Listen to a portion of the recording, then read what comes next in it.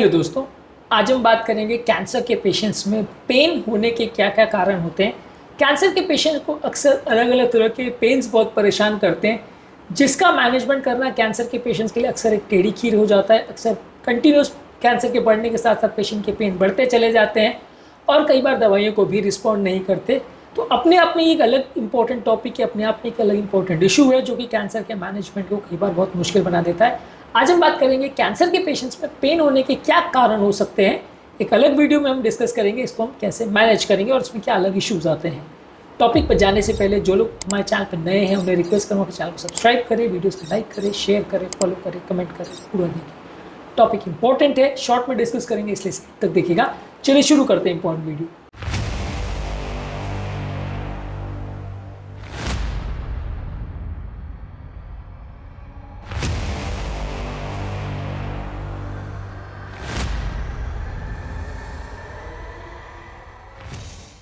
सबसे पहला, पेन होने के क्या कारण हो सकते हैं।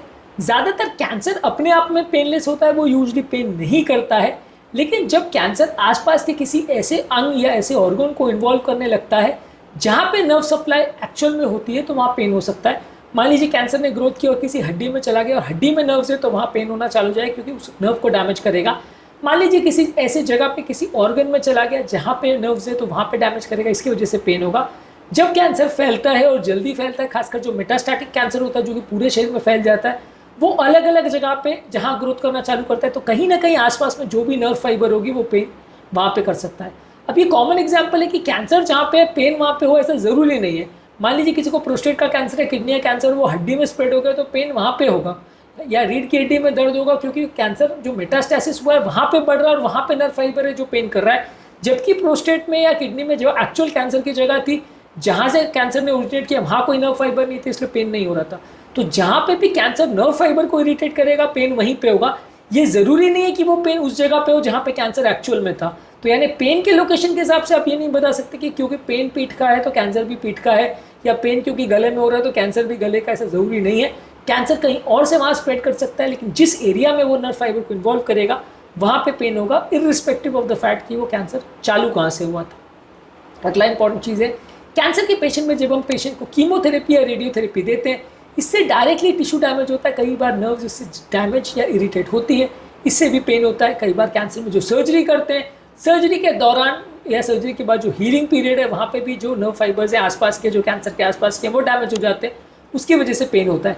अब कैंसर के टाइम जब सर्जरी आप कर रहे हो तो उस समय आपकी प्रायोरिटी बचा बचा के करने की नहीं होती। उस समय तो यही प्रायोरिटी होती है कि जितना मैक्सिमम कैंसर वाला अफेक्टेड एरिया उसको निकाल दिया जाए ताकि पेशेंट को रिकरेंस नहीं हो, पेशेंट की जान बच जाए। तो उस सर्जरी के दौरान, जो कि काफ़ी रेडिकल होती है, कई चीज़ें डैमेज हो सकती हैं जिससे पेशेंट को लंबे समय तक पेन हो सकता है। वो नर्व फाइबर जो कट हो जाती हैं वो काफ़ी समय तक डैमेज या इरिटेट कर सकती हैं व्यक्ति को।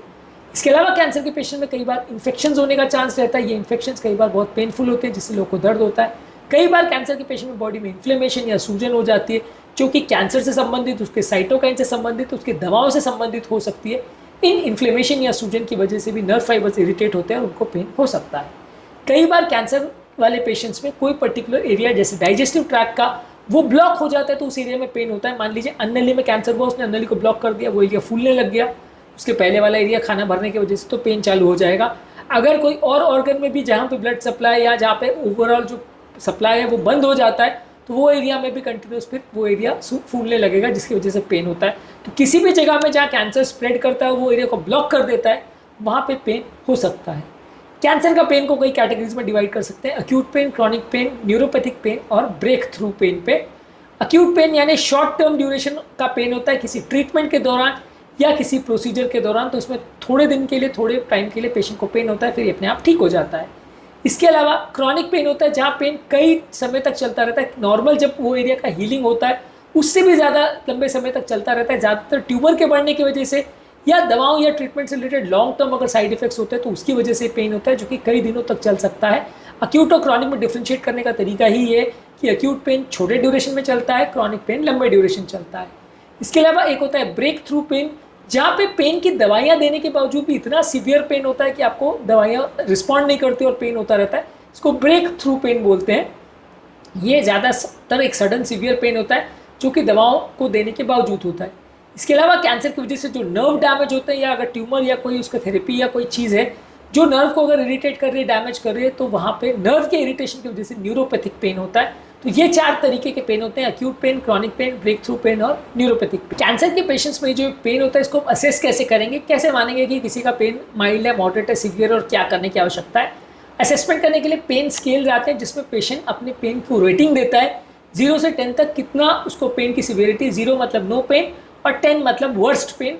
अब इसमें उसकी पेन की रेटिंग कितनी है और वो कंपैरेटिव एनालिसिस कर सकता है कि पहले से पेन बढ़ रहा है या कम हो रहा है। हालांकि ये बहुत सब्जेक्टिव है, उसमें एग्जैक्टली कह पाना मुश्किल होता है, लेकिन इस पर पेशेंट अपने हिसाब से जज कर सकता है कि उसकी पेन की सिवियरिटी कैसी है। इसके अलावा हम ये असेस करते हैं कि पेशेंट का पेन कहाँ पे हो रहा है, उसकी क्या कैरेक्टरिस्टिक फीचर है, वो पेन शार्प है या डल है, जलन वाला है। इससे भी कई बार ट्रीटमेंट की स्ट्रैटेजी और उसके लिए जो दवाइयाँ देनी है उसको गाइडेंस मिलती है और उसके हिसाब से हम ट्रीटमेंट को मैनेज कर सकते हैं। इसके अलावा आप ये समझने का प्रयास करते हैं कि वो पेन डेली लाइफ को कैसे इफेक्ट कर रहा है, यानी वो पेन होने की वजह से पेशेंट का स्लीप, पेशेंट का मूड, पेशेंट की मोबिलिटी, उसकी डेली एक्टिविटीज़ ये अफेक्ट हो रही है या नहीं हो रही है, और हो रही है तो कितनी ज़्यादा हो रही है। ये भी एक इंपॉर्टेंट पैरामीटर है जो जज करने में मदद करता है कि कैंसर का पेन का कैसा सिवियरिटी और उसके आगे क्या करने की आवश्यकता है। इसके अलावा अगले वीडियो में हम बात करेंगे ये पेन को मैनेज कैसे किया जाए या उसे ट्रीट कैसे किया जाए और इसके लिए स्पेसिफिक क्या इश्यूज़ आते हैं। उम्मीद करूँगा कि आज के टॉपिक में कुछ नई बातें जानने को मिली होगी। कैंसर के अलग अलग सिम्टम्स और उसके अलग अलग इश्यूज़ पर हमने ऑलरेडी काफ़ी सारे वीडियोज़ के, इन वीडियोज़ को जरूर चेकआउट करें। टॉपिक एंड करने से पहले जो लोग हमारे चैनल पर नए हैं उन्हें रिक्वेस्ट करूँगा कि चैनल को सब्सक्राइब करें, वीडियोज़ को लाइक करें, शेयर करें, फॉलो करें, कमेंट करें पूरा।